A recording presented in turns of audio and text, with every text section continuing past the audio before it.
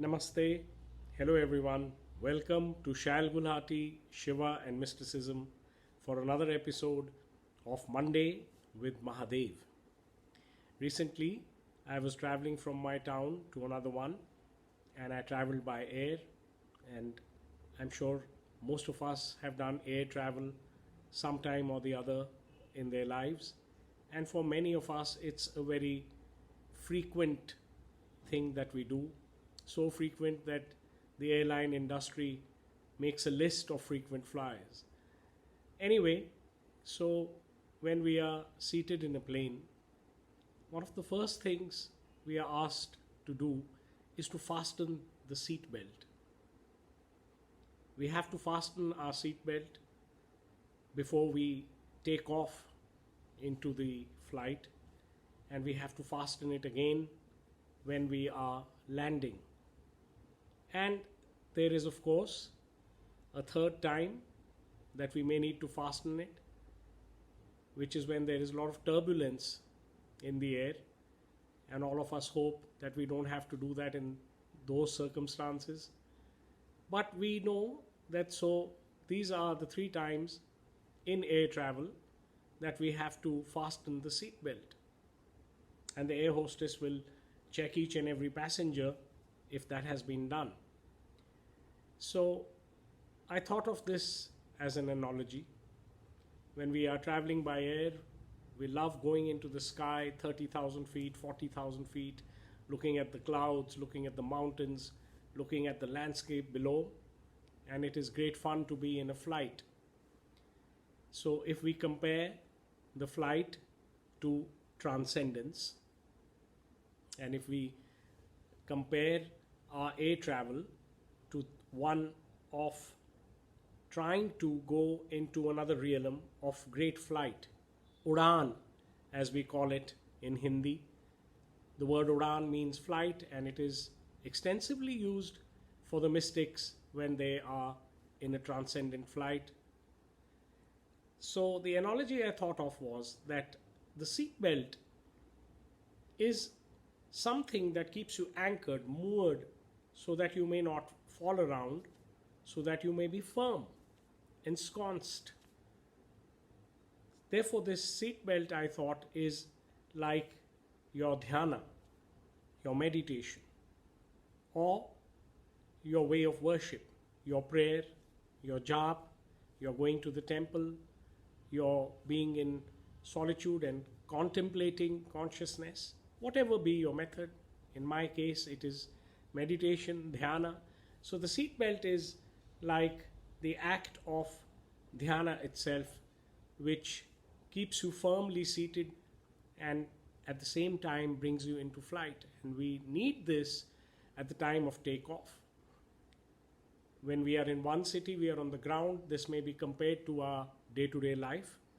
I am in Jammu, you may be in Delhi, someone may be in New York. And then when we are traveling from one of these cities to another, we go into flight. That is like transcendence. So from the worldly life, when we want to transcend, when we want to know more about consciousness, connectivity with the universe, the seat belt is that of dhyana. It takes us there. And then we can enjoy that flight of transcendence, look at the clouds, the mountains, and look at the same landscape from where we flew, but very objectively. When our planes take off, some of us who live in slightly smaller cities are lucky enough to almost see their own colony from the plane, and that's my home there. So when we are in meditation, when we are in dhyana, when we are in a transcendent mood, one of the things we can do is look very objectively as a witness consciousness, as a sakshi, at how our worldly life is. Then we need the seatbelt again when we are going to land, which means that when we are in transcendence and consciousness and thinking of God, but we have to come back to our 9 to 5 routines. When we have to do that, it is good to take a moment, take a few minutes to again do our dhyana, our prayer, our jap, and then land back into our daily lives, onto the ground, get grounded again. And the third one, when we are asked to put on the seat belt, is when there is turbulence in the air, when there is something wrong, and the captain feels that you should again be firmly grounded in your seat. This third one I will not compare to the state of transcendence, because that itself is something very peaceful. But I would rather say that when things become very rough, tough, challenging in our grounded life, in our day-to-day life, then it is a good time to recharge our battery with our method of prayer again.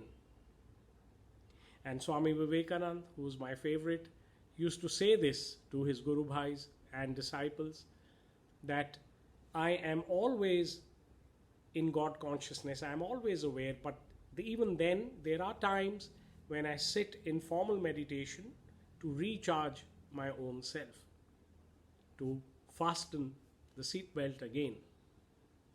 So the next time you're in air travel, I hope you will remember this and see that God gives you his reminders in everything.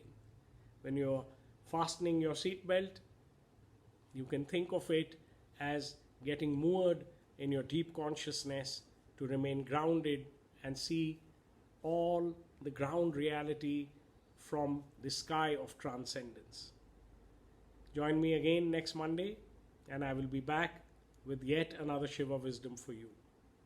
Om Namah Shivaya.